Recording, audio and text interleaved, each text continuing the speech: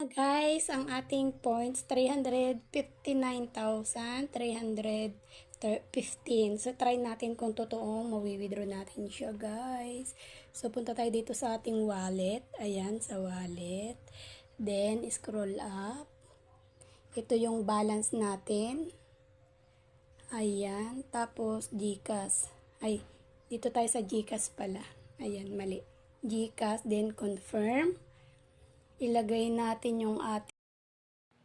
So, ito na nga guys, magwi-withdraw tayo. Ilalagay lang natin dyan yung ating GCash number.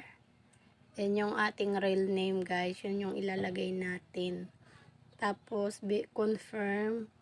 Then, magbe-verified na tayo dyan. Kailangan ng TANmark. Kung hindi natin magamit yung TANmark, Guys, kailangan natin mag-paste. Ayun. Yung paste natin, i-ano natin dyan. Na natin. Guys, ayan guys, try natin. Ayan daw, kailangan nating Ayaw? OMG! Tingnan natin dito sa kabila. Hala, ayaw. Guno, hindi basahin. Okay na guys, ayan na, waiting tayo.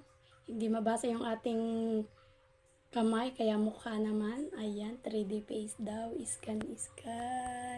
Ayan, successful guys!